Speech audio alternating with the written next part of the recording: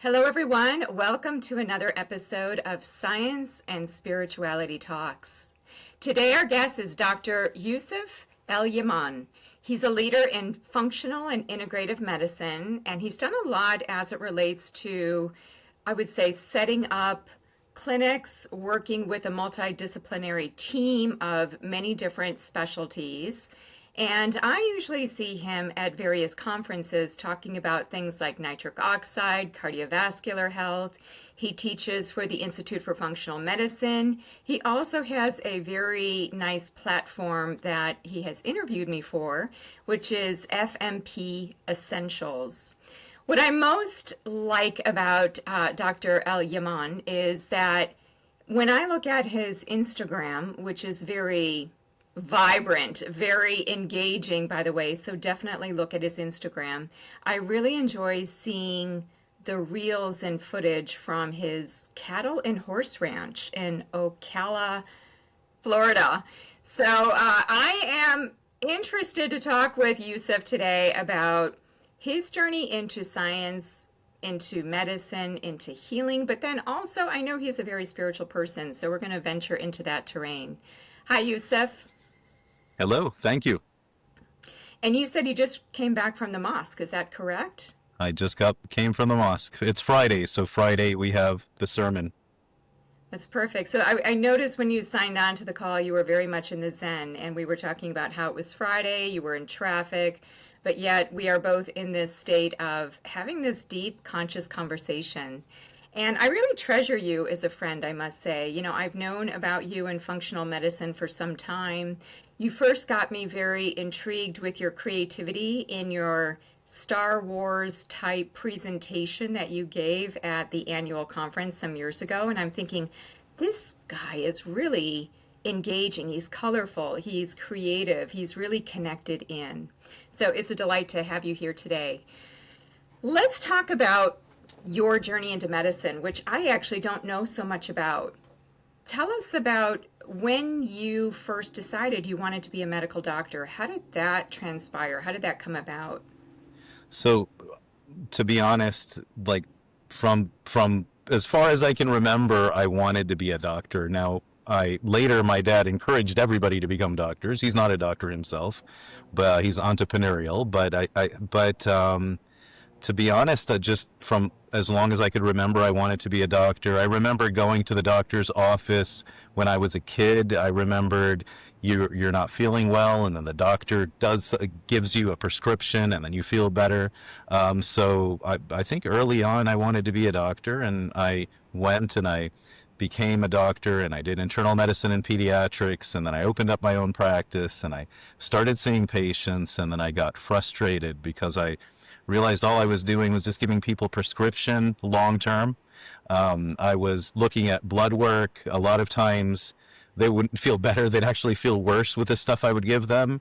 And and I had to just tell them, listen, just suck it up. You're going to be, your blood work is looking better. You have better outcomes if you just kind of stick to it. And I started looking for other ways of helping patients. And that's how I ended up stumbling on this concept of functional medicine. So what year was that you found functional medicine? So I started to find functional medicine in around 2008, 2009, around that time. Okay. 2006 is when I started the practice. So I'd say within about a year, I started realizing, you don't know what you don't know. You don't know how hard it is to start a practice on your own until you end up doing it, which is good. It kind of created me to get creative and that need. But around 2007, 2008. And then when did you start teaching for the Institute for Functional Medicine? It's been about 11 years so far. So I hear about this concept of, I start hearing about functional medicine. I was a huge critic of functional medicine. People make fun of me now, but I gave functional medicine people a hard time. But really, it's more of I'm a devil's advocate. So the way I learn is by asking questions, and some people don't like questions, but no matter how many times I got in trouble for asking a lot of questions. It's just kind of part of my personality. But I ended up going to a conference about functional medicine. It was like a supplement company put it on, and I remember hearing like these concepts, and they were connecting science because I didn't realize it was so scientific. And to me, it's all about, I love physiology, so it was kind of putting it all together. And I remember coming back to my practice excited but really skeptical, and I had this patient who had lupus, and she had she had irritable bowel syndrome, and I'm like putting one to one together, and I heard the gut's the gateway to disease, and I said, listen, are you willing to change your food? Because she was at wit's end. She was on all the medication. She was doing worse. I said, are you willing to change your food? She says, I'm willing to do anything. So I said, listen, I called it diet. Now I call them food plans, but there's a diet. It's called the paleo diet. You eat like a Stone Age person. Are you willing to look that up? I don't know all the details yet, but can you go look it up and start doing it? So she goes, she starts doing it. She comes back, she's better. She comes back again. I thought, power of the mind, I'm pretty convincing. Comes back, she's still better. I checked her ANA, which is the test to see if they have lupus, right? That was, not everybody has to have it to have lupus, but but she, in her case, she did have lupus, and with a positive ANA, and the ANA was normal. And that's when I realized I need to look into this functional medicine thing a little more. Had you already been engaging in healthy habits yourself that made you think that, you would go to these meetings and then you started to talk about this with your patients, but had you done any of this to experiment on your own because you were so No, inquisitive? not No. at all. So doing internal medicine and pediatrics, you are sleep deprived. They passed this rule where you can't work more than 80 hours, which just meant that you had to hide to work. So there was a lot of blur of my life where you wake up before the sunrise, you go home late at night, fall asleep on the couch, wake up, run upstairs, change, and go back to work again. So it was very difficult, very stressful time. Um, that was kind of and it was very like, it was very medication centric. So like we would have, I did internal medicine and pediatrics, and in internal medicine, they did talk about personalized medicine. They just didn't really have a way of doing it. They talked about evidence-based and personalized medicine. And every lunch we attended was sponsored by a drug rep, and the drug reps all had medication. So you just hear medication, medication, medication. I guess intuitive, you should eat healthy, that you should exercise. Those are some intuitive things, but really connecting the dots and how it all fit together, not at all.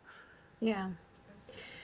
Well, it seemed like, after this patient, you started to implement more and more functional medicine in your practice, and it kind of moved into even you educating practitioners. Was that kind of an aha moment for you? Were you kind of surprised that you went from being this doubting Thomas to all of a sudden being sage on the stage and preaching functional medicine? It seems like, wow, you went from one end of the spectrum to the other. How was that transition for you?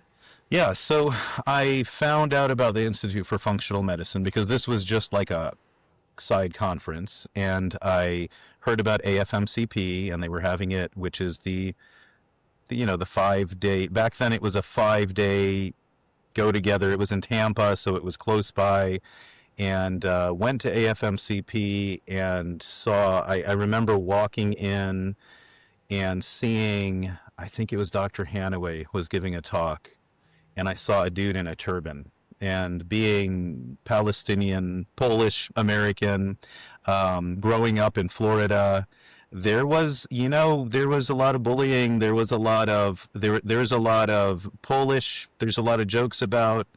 There's a lot of other stuff if you're Middle Eastern.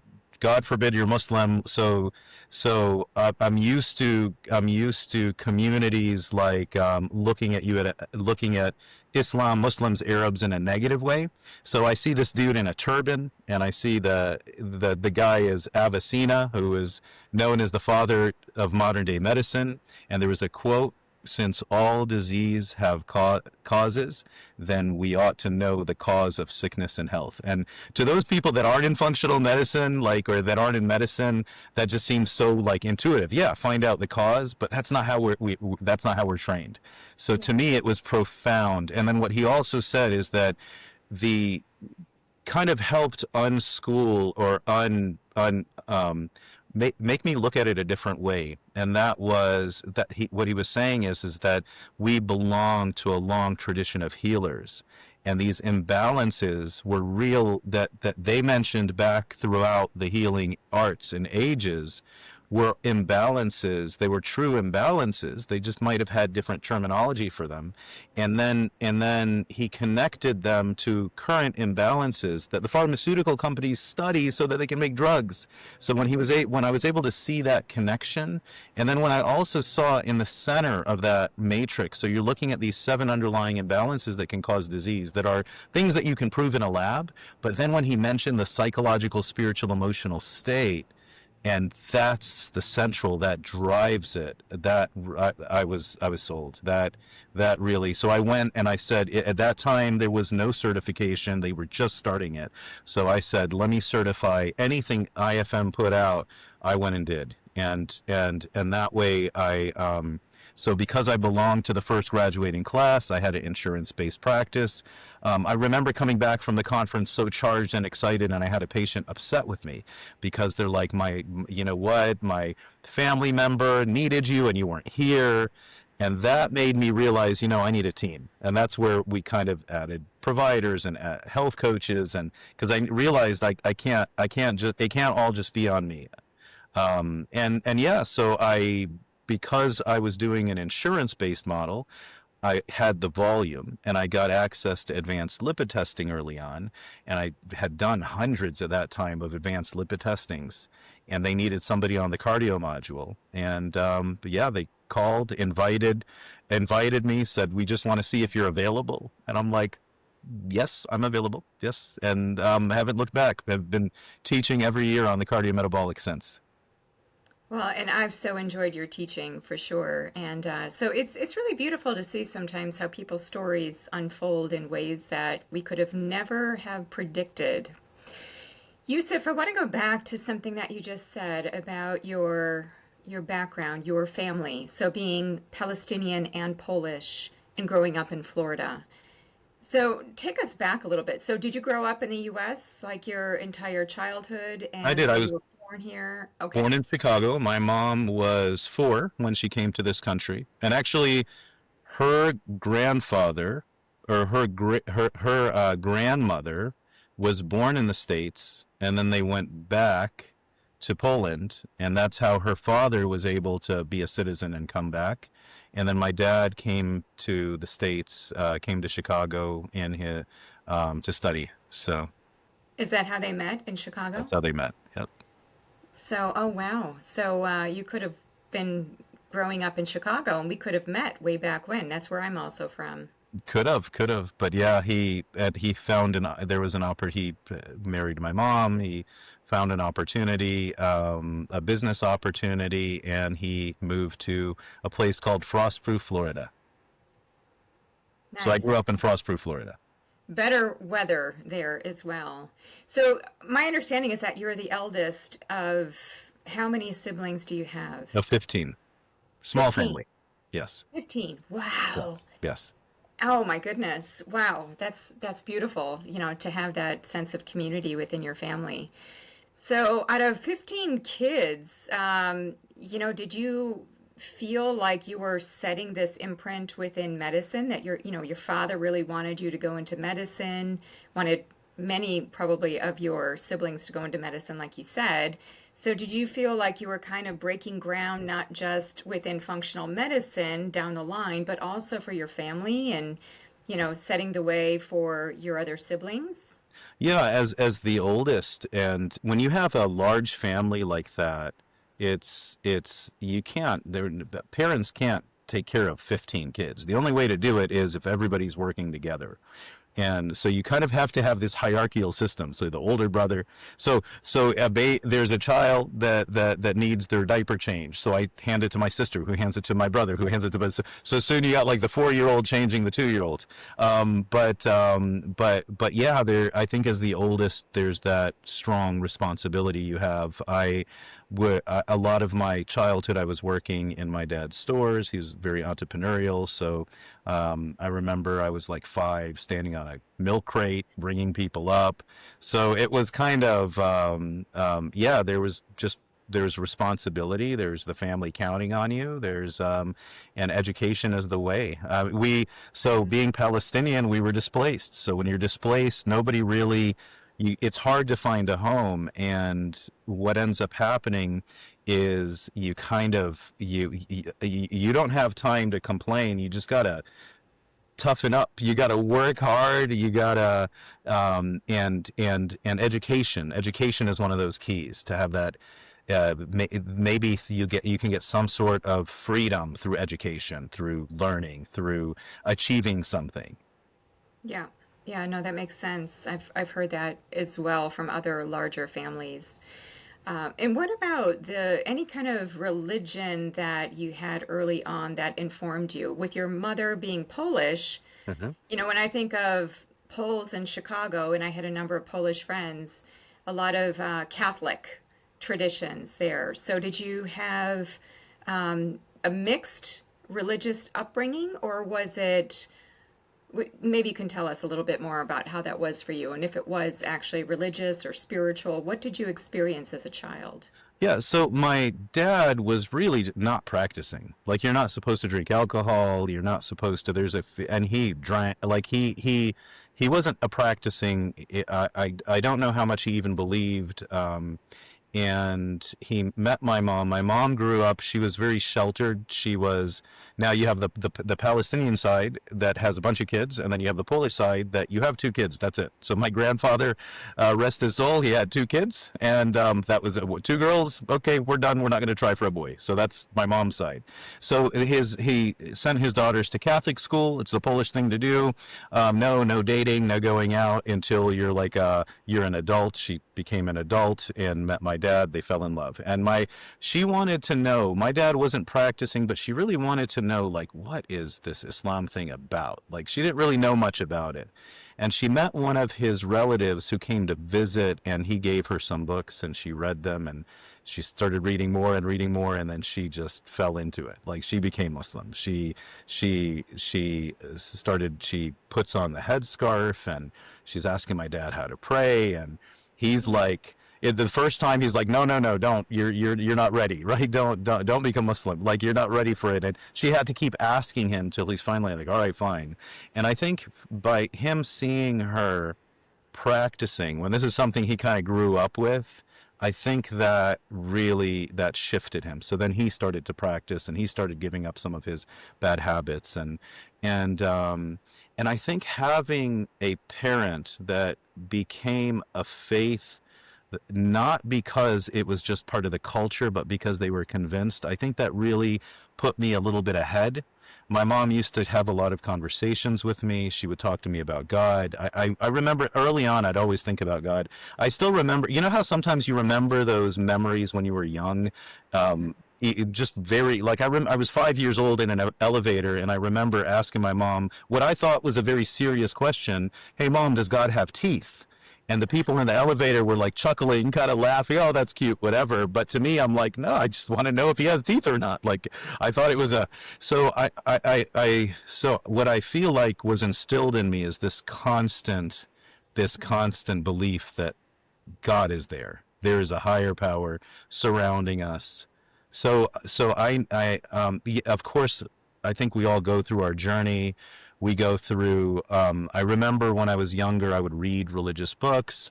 I remember being 15, 16, debating. In Frostproof, Florida, everybody basically, if you're not Christian, you're going to hell. So that I was told I was going to hell so often. I was told how bad I was. This probably is why I did functional medicine, because I'm being told that what your belief is evil.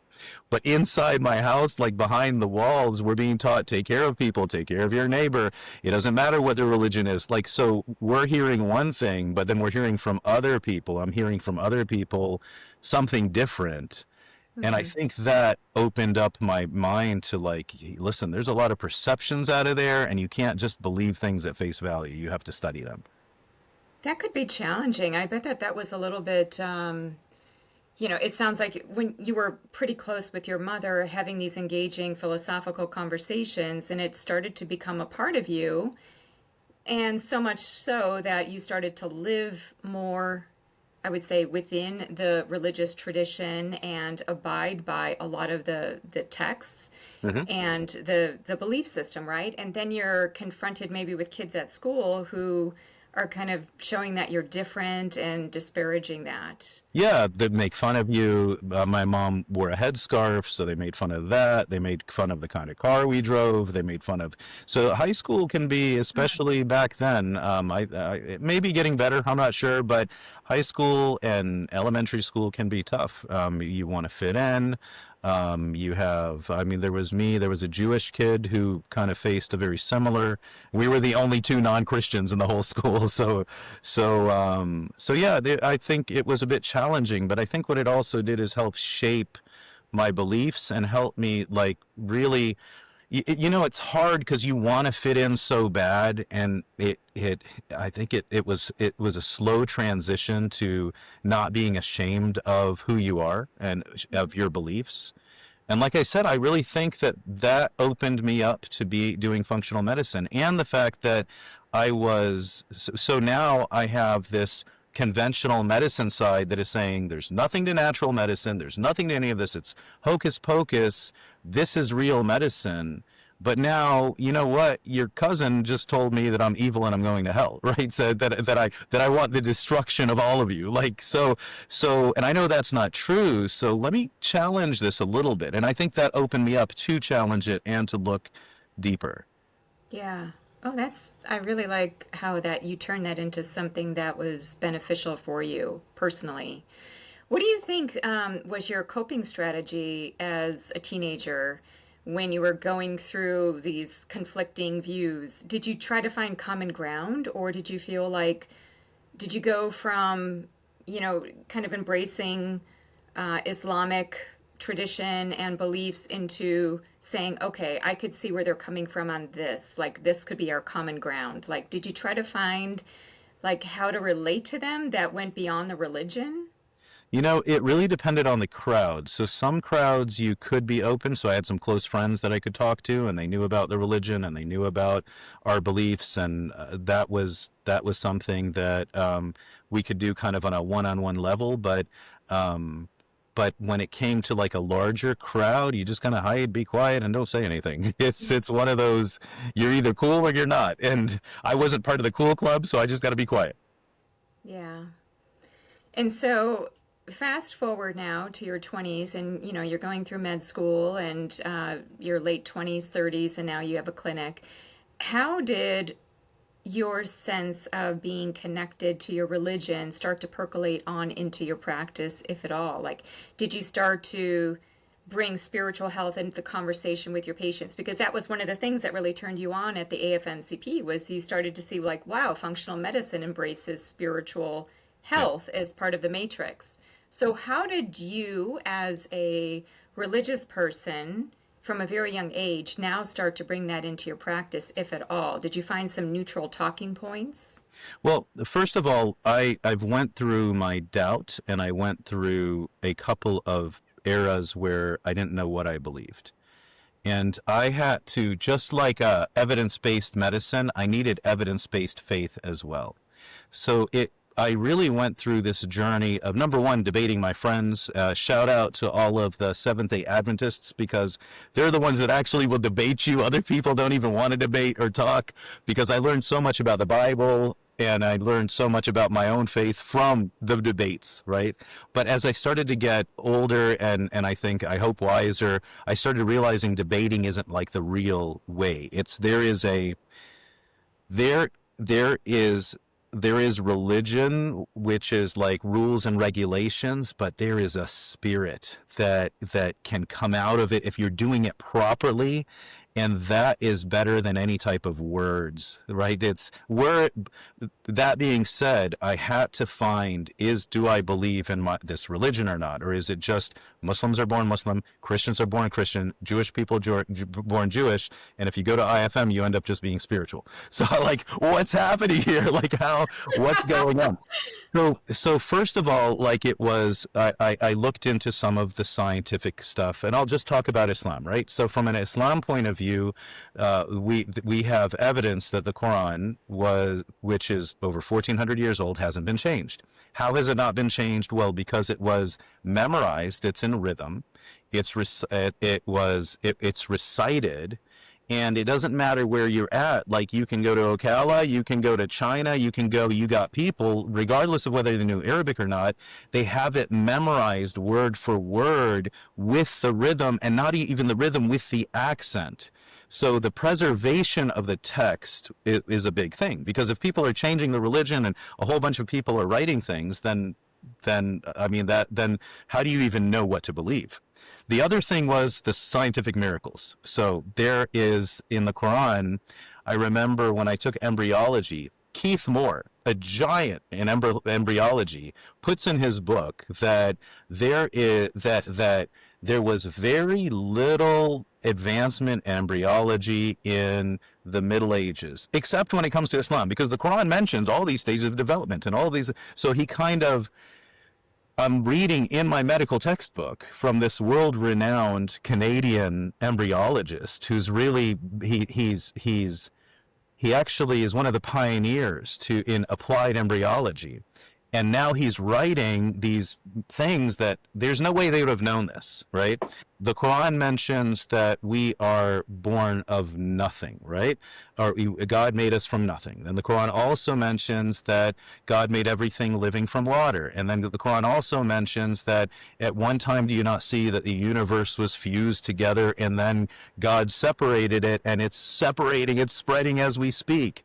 And there's a place where it says, do you see that God made earth smooth? And then if you look at smooth, the word they used is the word for an ostrich eggs.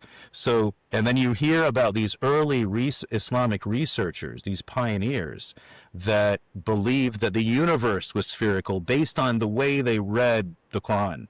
And then the other piece was, so I can go on and on about these things that just, you know what, you can come up with reasons why, but it was against what people believed back then. I mean, the Quran, when it talks about things coming from the sky, it talks about rain coming from the sky, it talks about revelation coming from up on high, and then it talks about iron coming from up on high. And then you look into it and you're like, hold on, iron was not part of Earth's original, like, structure. It was actually meteorites that came to Earth and created iron. So those things kind of, for my scientific brain, really were my anchor. Like that was my first anchor.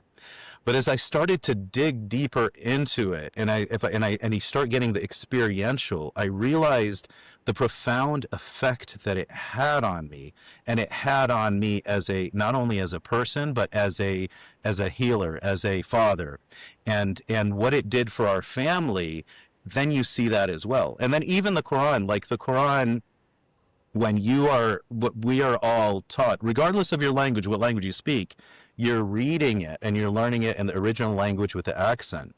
And when you do that, it's a recitation, and you're hitting chakras, man. You're like, you're stimulating the vagal nerve to where you just have a session where you're reading it, these slow, and it just kind of brings you, like it completely changes your state.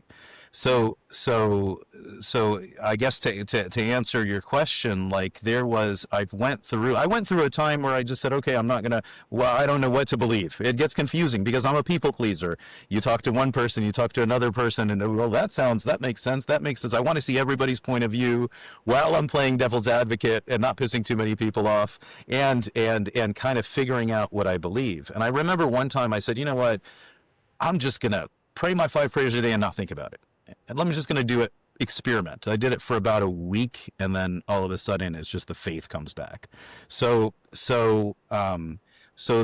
know I can't remember the original question, but but there are various there have been various reasons to get to where I'm at. Oh, the other thing too is when you translate Islamic terms, very universal. So, for example, a Muslim. So all of the prophets, all of these great people that may have been prophets, Islam says they're Muslim, right? So what is a Muslim? A Muslim is, you put mu in Arabic before an action, so to be the doer of that action. So a Muslim just means literally one who submits or who surrenders. And then understanding what surrender means and understanding what surrender actually means. It's not, I think the problem with surrender and submit that people have is, you think of it in our context where slaves were like, they were made to submit and they were surrender where there's fear happening. Where in Islam, it's this loving surrender. And what surrendering really means is you're assigning responsibility to who responsibility is due. And what is the responsibility? My outcome. The outcome is not my responsibility. It's God's responsibility. But my responsibility is how I react to the environment and what I do with it, right? So when I do that, when I realize that there is no wrong decision, there's just a wrong way to make the decision, right? It's not like I made the wrong decision, that's why my life sucks. It's like, no, the way I went about making my decision was wrong. I don't know if that makes sense. And recognizing that, you know what, it's all in God's hands, and that this is all, there is a higher power that created us, that sustained us, that is way dimensions beyond us, that we can't even comprehend his greatness. And now that because of that and understanding that's there, I can just, and I understand that he's good, and we have these over 99 attributes, these good attributes of him. It puts you at peace. It just puts your heart at peace. And the more you start going towards the material realm, and the more you're trying to control the world and control the outcomes, the worse off you are. And the more you're like, I'm just going to do the best I can, and I'm going to leave God to his, what he does, which is the outcome. That's what surrender is. So even the term Muslim is one who surrenders. And by that definition, someone who surrenders to higher power over their own is a Muslim. That is, I'm feeling your passion, by the way, and I'm learning as well. Even though I've taken a lot of world religions and I have a lot of friends who are of different religions, it's always interesting to see people's lens into it. And I really like what you're saying about one who surrenders, because it makes me think of, let's draw it to science, about how people with faith and with some degree of religiosity actually fare better in different outcomes. In fact, I just happen to be looking at some data showing that they have less chronic disease. I think it's 30 to 40% less chronic disease. They have a better sense of community. And I would say that what you're saying about surrendering the outcome so that you don't feel all the guilt and the shame and the fear around having a condition. So I'm wondering if you can put together what you said about being a Muslim with health outcomes and how surrendering can actually help you to have better health. Yeah, like you said, so one of the center of the matrix is your psychological, spiritual, emotional state. And when people have these limiting beliefs, and these beliefs, so people are worried about making the wrong decision, anxiety, or they're regretting the past. And what my faith teaches me is that when it comes to the past, when you do wrong, when you knowingly do wrong, you repent for it.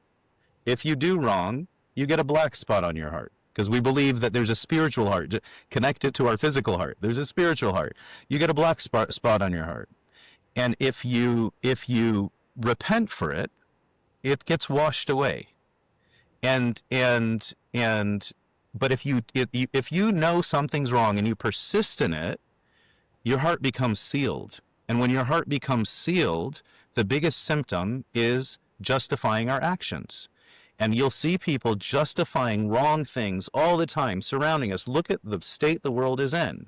And they're justifying their actions. It's okay to kill these people because. It's okay to do this because. It's okay to cheat the system because.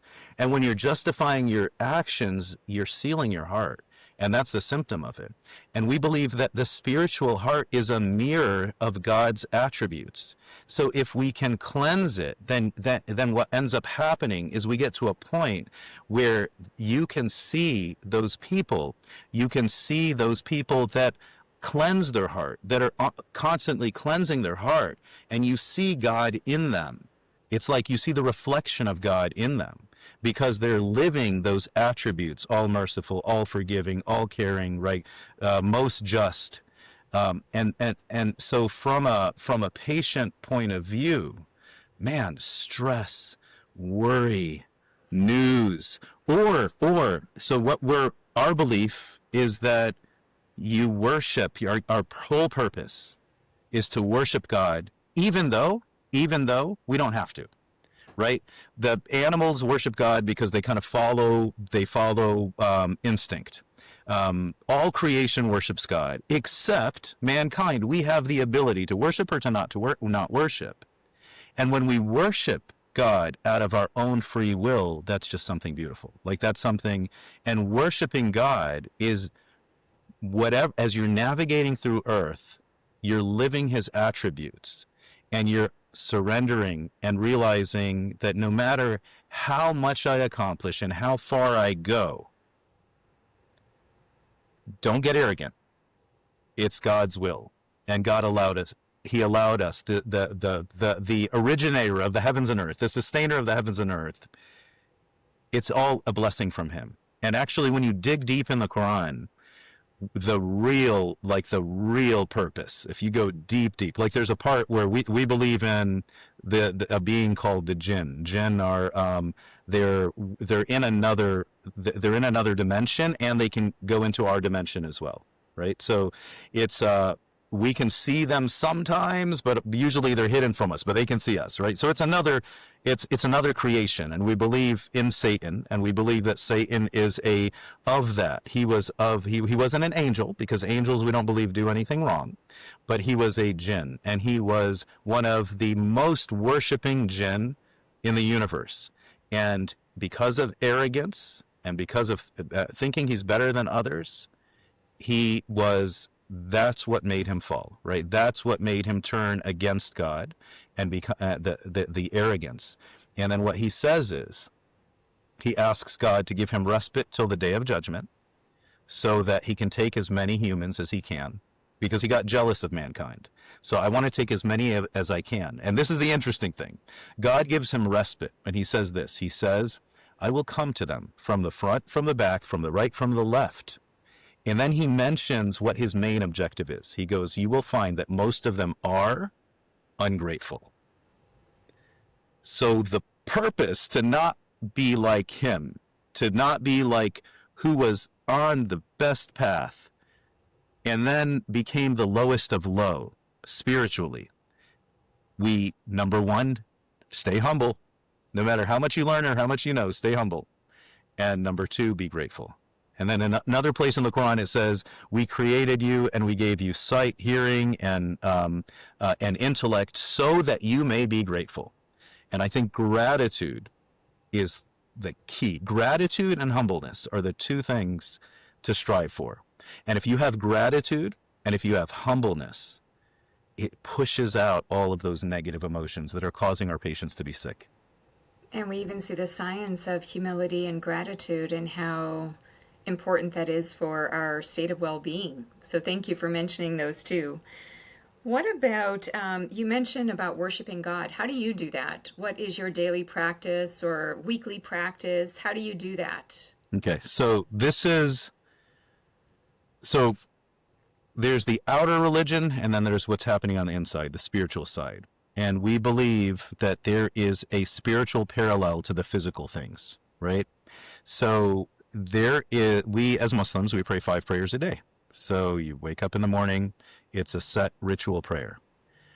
We fast the month of Ramadan. You don't eat, you don't drink, you don't get angry, like you fight those animal instincts. And then at nighttime you can eat and drink. All the people that have Muslim friends know, or people that are Muslim know. So you follow those outer. You have zakat. Zakat means purification. That's where you take 2.5% of your wealth and you are giving part of it away, right? You're giving it away to charity, not asking for anything in return. And the reason it's called zakat or purification is because your money can corrupt you, and the way to purify it is you need to get rid of some of it, so it's in your hand and not your heart, right? So we have those things that we do, but the real worship is where we go beyond the prescription. Because there's a saying of the Prophet Muhammad where God says, he talks about how he will declare war on anybody that goes against a servant of his. And then he goes, and my servant gets closer to me with the prescribed, the things that they have to do. And then he continues to get closer to me with the extra, until I become the hand with which he strikes, the eye with which he sees, the feet with which he walks. Anything he wants, I'd give it to him. And what it's talking about, first of all, I just want to be clear. So there is a type of love. So there is a type of love called rahma love, a mercy kind of love that God has for everybody. But there's a special type of love called hub love. That is the highest level of love that God has for those people that are walking in the path, that are listening to their moral compass, and that they are connecting. Like they are humble, and when they see the truth, they follow it. That's a special type, and that's what he's talking about. And now let's go back to why is it that he talks about the extras? Well, I can tell you this. I would not fast for a whole month if it wasn't prescribed upon me. Maybe a day and say, whoa, that was hard, right? But I wouldn't, right? There is a limited prescription just to keep us holding on spiritually. The 5 prayers a day, I can knock that out in 3 minutes, man. There's a physical thing, knock it out, okay, I'm done, right? But the extras is where you pray more, where you sit and you do some extra reflections. It's when when everything you see is reminding you of the Creator. It's when you're looking at the world and you're reading it with the filter of, in the name of your Lord who created. This was all created. When you do that, the reason we do that is out of love. And when we are reaching and it's kind of like put your money where your mouth is, right? If you are now reaching out to God, and I'm not just going to do the bare minimum, I'm going beyond because I love you, then the love he gives you is all encompassing and even more. And then you become one with him in mission. And that's where, there's other scripture that say that God created us in his image. We don't believe he's a man in the sky with teeth. So a 5-year-old me, no, he doesn't have teeth. As far as I know, there's no teeth, right? He's the power and the sustainer of the universe that is not limited by time, who's not limited by space. Like when people say the universe gave it to me, I'm like, yeah, bud, yeah, my donkey gave it to me. Like, what do you mean the universe gave it to me, right? Because it's the universe's creation. And I don't want to dismiss people because I know I don't mean to talk bad about people, but I know what they mean by the universe, right? But really, if you think of it logically, what did the universe give me? No, it's the creator and sustainer of the universe that gave it to me. But the goal is, so for me, worshiping is sitting and making dhikr. Dhikr is where you're remembering God. So I'll sit and I'll finish like the ritual prayer, which is using body, mind, and soul. You first wash, which is it's a spiritual cleansing and a physical cleansing. And then you sit and everyone's facing the same direction. And then you take your hands and you push them behind you. And like you're swimming into the spiritual realm, you're pushing yourself back and you say, God is greater than anything I can think of. Business, family, patience, God is greater, right? And then you recite, and then you do these bowings, And then you finish and you say, peace be upon you, these people on the right. Peace be upon you, those on the left, because you were with God and now you're coming back. But then you do the extras. And so the extras is Vikar, which is remembrance, where you sit and you think of something God gave, my family, thank you, God. You think of everything that you have, my eyes, my nose, my teeth, thank you, God, thank you, God, thank you, God. That's part of it. And you kind of are chanting while you're doing it, or you're reciting the Quran, or actually worship when you're driving in the middle of the night and there is a branch in the road and nobody can see. And you can drive around that branch, or you can stop your car and you go grab that branch and you move it. Grabbing that branch is one of the biggest worships you can do, because that's not for anybody. When you pray, when you get up in the middle of the night to worship God, to pray, and nobody ever hears about it and nobody knows about it, the last third of the night, the Bible mentions it, like the New Testament mentions Jesus doing it all the time, right? That was his thing, right? That's worshiping God. So that's the answer to what worshiping God. Me taking care of my patient and me giving them giving them mercy, compassion, and just trying my best to transfer some healing energy to them, that's worshiping God. That is so And I've beautiful. never talked about this stuff publicly. Look at you. You get me out of this. I Yeah. love it. And you're obviously, one of the things that I'm taking away from talking with you is that you're not just speaking it, you really embody it. This is something that is so much a part of your life. It is who you are. And I'm so glad that you're letting it come out. Yousef, there is one thing that you said that is making me think a little bit more with respect to what you said about worshiping. And it kind of comes from me being raised Catholic too. We see it in many different faiths where there's a cleansing, purification, withdrawal. We see this in different texts. We even talk about it in functional medicine. We call it detox or detoxification. What is your take on that? You mentioned Ramadan. So, Yeah. just having this abstinence, this pulling away from the physical body or the physical reality or the environment. Why is that so important for you personally? All right. So let's just take fasting, for example, right? So fasting, like for the longest time, I'm like, why, man, you be hungry, right? Why, this is hard. Why do we have to fast? This doesn't make sense, right? Um, and as you start to learn, just from a physical point of view, like we know that it can increase stem cells, that we know that it increases SIRT1. We know that there are so many things that dry fasting actually can burn fat um, more than wet fasting in some regards if it's done right. So you learn the physical benefit. The immune system gets better. It's a reset, whatever. It's getting rid of toxins. It's getting rid of all the food, because to some extent too much food is a toxin too. But then there's the spiritual, there's the deeper benefit. There's the psychological benefit. So as human beings, we have animal instincts that are built in us to protect ourselves. Why do we want to eat? Why do we want to drink? Why do we want to? It's all to protect us. If we don't eat or drink, we die. If you don't have sex, then the species dies. So we have these animal instincts built in us. But what makes us different than animals is that an animal it follows their instinct, where a human being does not. They have the ability to overcome those animal instincts. And people talk about like worshiping more than one God, but like there in Islam, there's one of the things that you can worship besides God is your desires, your intellect.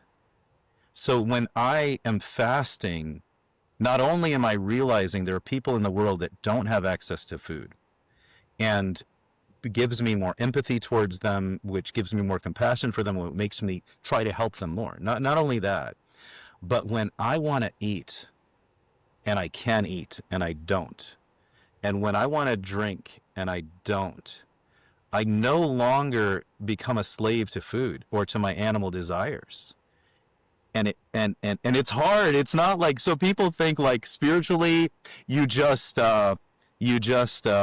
fast and then zen. No, sometimes you got to work hard for it. It's hard. Everything in you, your brain is going to tell you, no, eat. This is stupid. Come on, stop it. You got these other people that are spiritual. They're good people, and I'm sure they're going to heaven. They're not fasting. Like, so your brain tries its best to like, hey, buddy. And what we believe from an Islamic point of view, it's called your nafs, like your animal instinct, and your soul needs to conquer your animal instinct. And one of the biggest ways you can tell if it's conquered, go sit in a corner by yourself without a phone, without a book, and see how you feel. If you're like, I got to do this, I got to do that, I got to do that, you got work to do. So fasting is not only purifying your body and making your body healthier, it purifies your psychological, spiritual state. And it also, from a psychological point of view, it really helps us fight against addictions. That animal instinct that says, go eat, go drink. No, I realized that, no, I don't have to. For a whole month, from sunrise to sunset, I didn't eat or drink anything. And it helps us feel when you're fasting, you can't fast and then go start cursing, right? So when you're fasting in an Islamic fast, you're constantly repenting. And repenting is you're feeling remorse for what you did. You're making the intention of never doing it again. I mean, that's what repenting is. But if I'm sorry and I know I'm going to do it tomorrow, that's not a real repentance. And then there's a last thing that if I've wronged somebody, I do my best to try to make it right. Now I'm becoming an overall better person. And now I'm fasting. Now I spent all day not eating and drinking. I'm not going to go waste it and do something dumb, right? So it kind of gives us that huge spiritual recharge. So people think that, and unfortunately, some people use Ramadan as just a way to eat fancy food at night. They think it's just about eating. Eating is such a low, primitive level. There is such a deeper, higher level when it comes to fasting, to where you get a spiritual and like not only a physical, but a spiritual detox that happens. That is, I would so agree, just based on what I've seen with people going through functional medicine detoxes.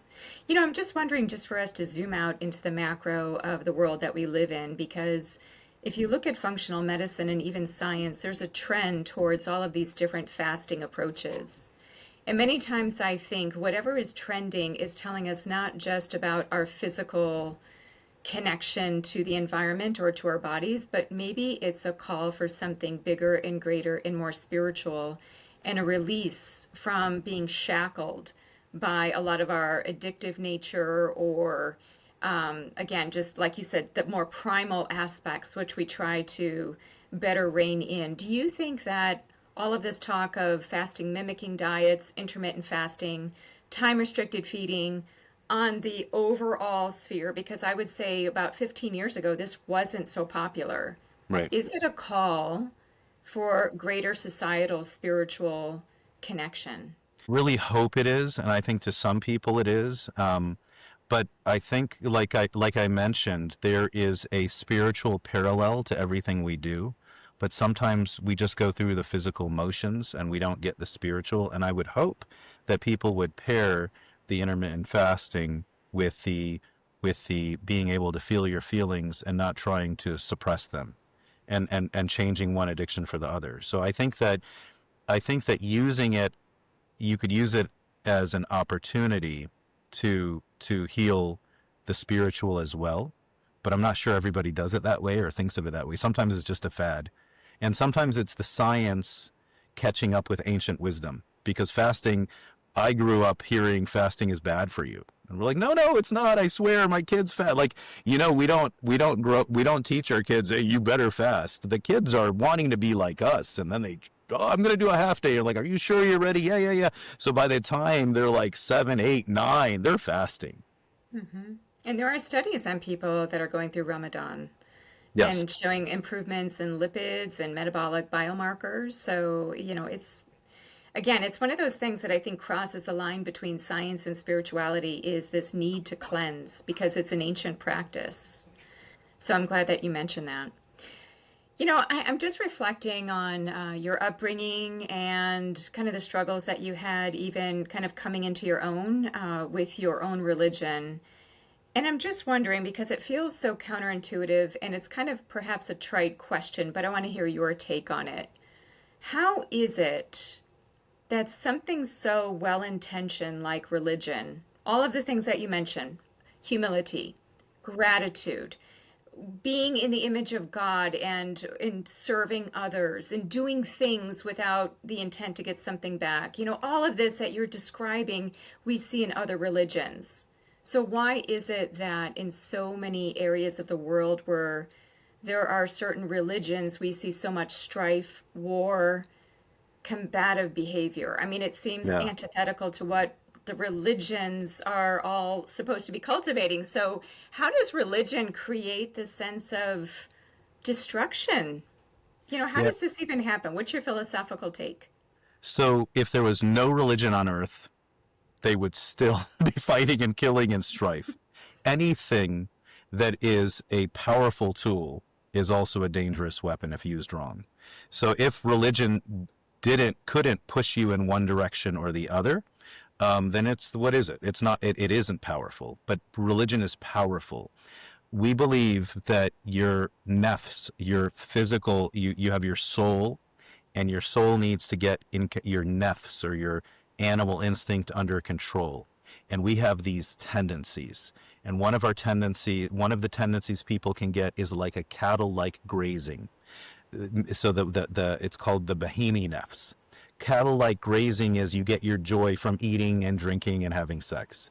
And then some people, the love and connection, that's where they get it from. And that's it, right? And some people actually will have a predatory nefs, like predatory animals, and that they get it from, try to fill their heart with this predatory, conquering, taking advantage of.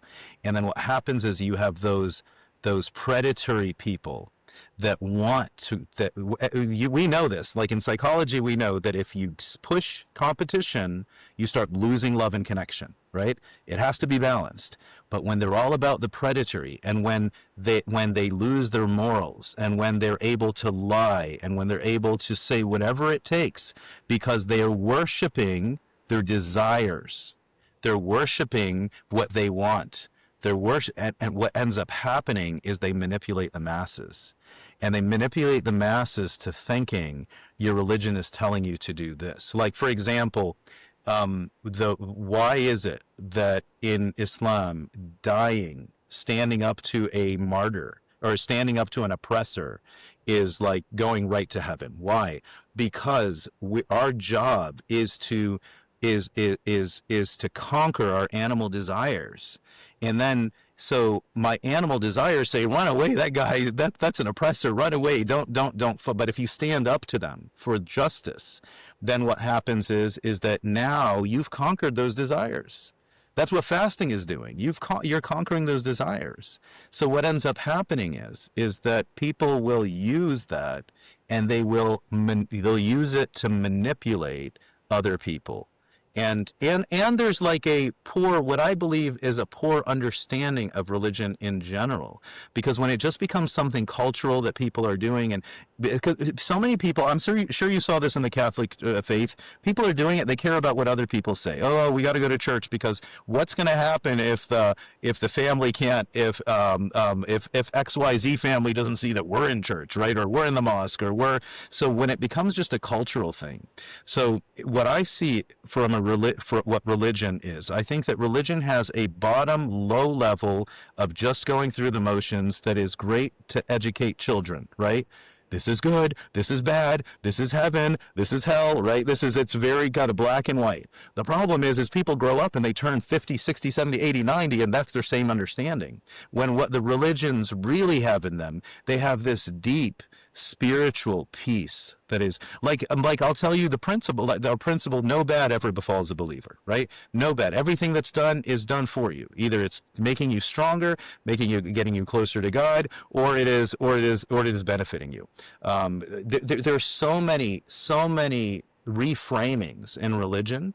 And then there's also, like, if you look at Islam, it talks so much about how do you help your neighbors? Like, if your neighbor smells your food, you got to get them some food. Like, you got to give them some of it.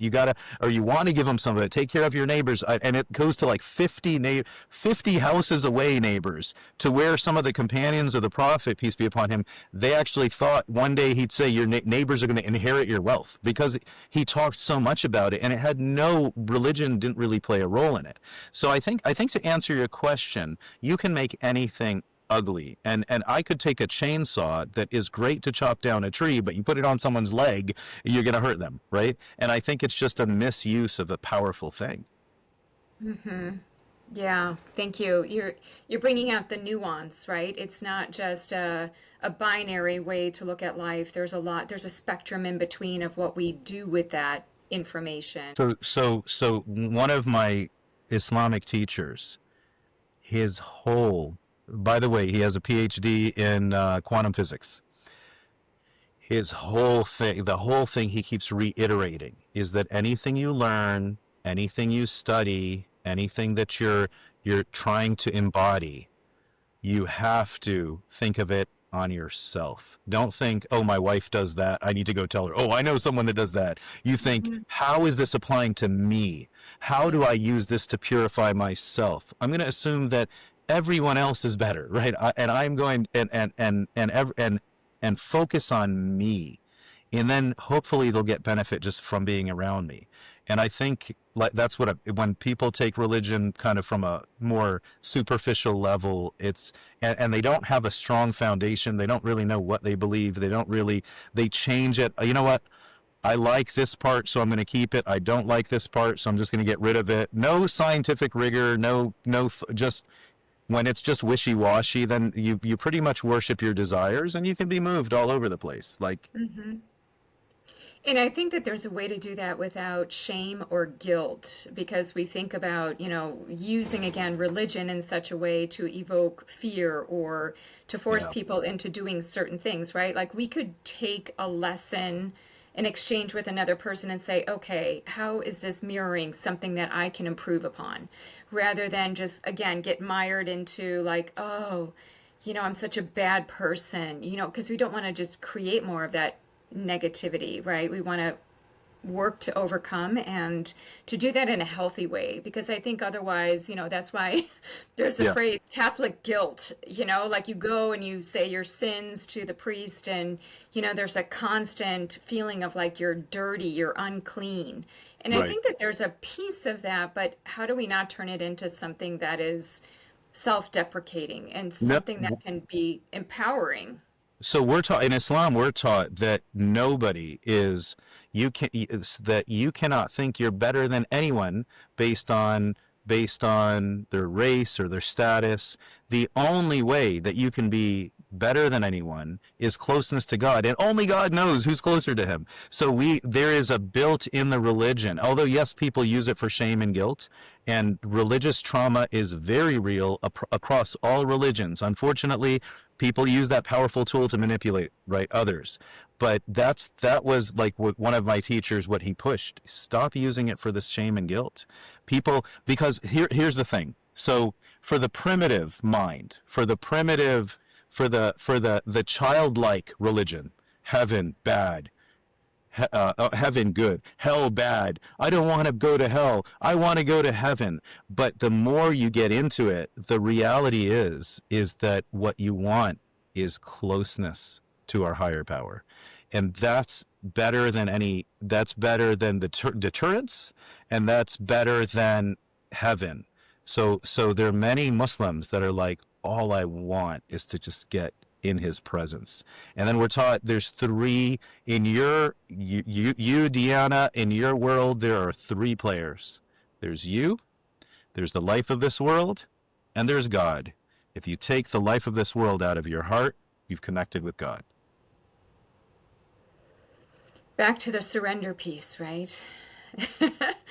Well, this has been transformative, more than I ever imagined it would be. And I really appreciate you going into such depth. I feel like, goodness, you are a physician and you also have this strong spiritual side to you. And it's such a beautiful blend.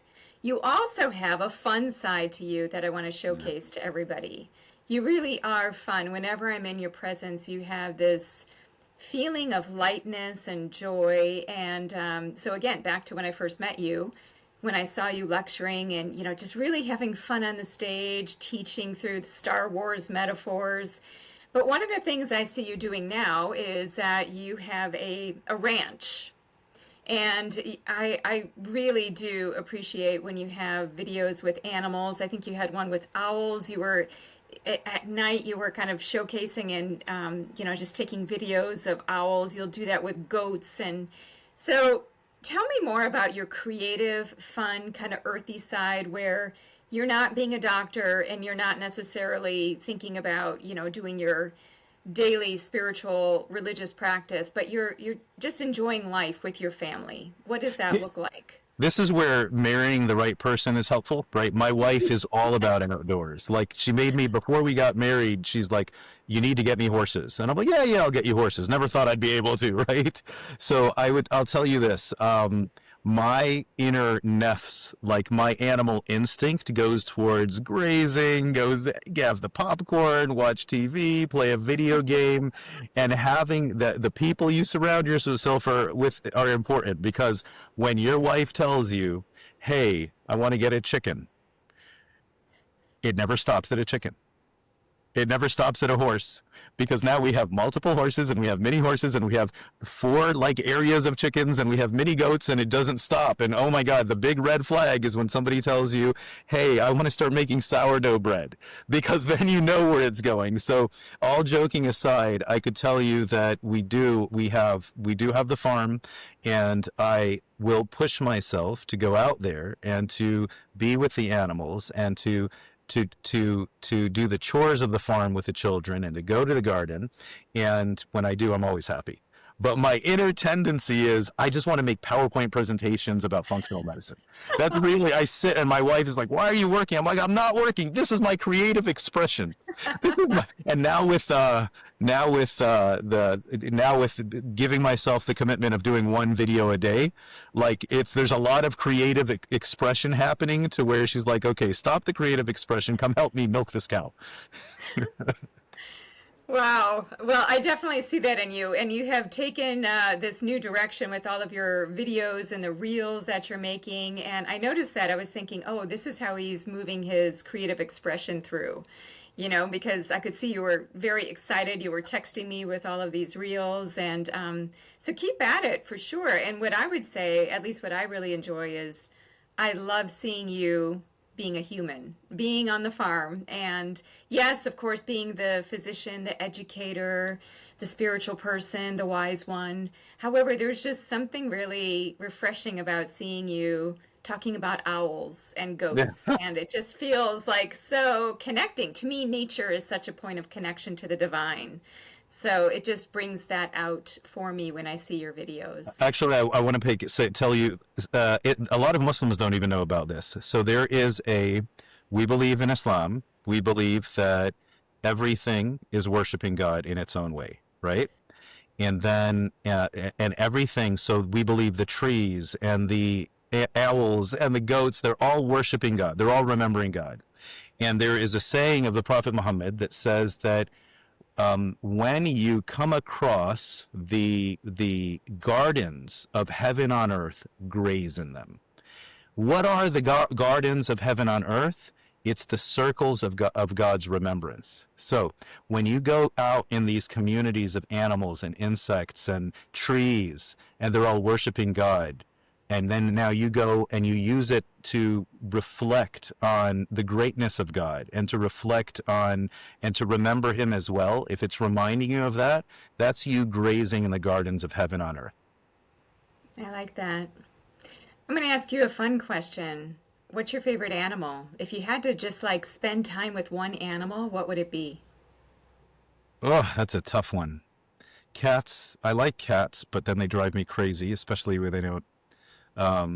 I had a ferret, but I can't say a ferret is. Dogs. I really like dogs. We have 4 dogs. I think they're very smart and very loyal. Uh-huh. My kids sometimes, like, they act like animals. I met one of your sons, and you set such a great example for him. He's really a shining light. What's your favorite animal? Cats. Cats? Okay. You want one? I'm trying to get. Predictable. Like I can't predict a cat. They're so curious and strange, and they just keep me on my toes. I like dogs too. I like all animals really, but I live with a cat, so that's my choice. Yeah, our dogs are outside, our cats are in the house, so. Ah, okay. Yeah, and they are unpredictable, and they do not listen. They are not going to listen. They're surrendering into their own space. Yeah. Yousef, anything that we didn't cover that you want to leave as just kind of last words before we come to a close?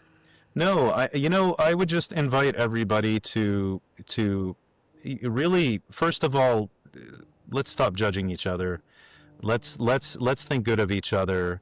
Let's and I think to the providers that are doing this, that are helping others.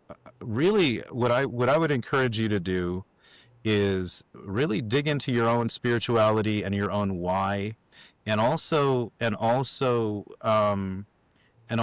don't get arrogant. Realize that yes, there are our higher power created certain laws and rules, and we are as we are learning. Actually, part of being a Muslim, you have to believe first in the Quran. It says you got to believe in the ghaib, and the ghaib is that beyond our perception.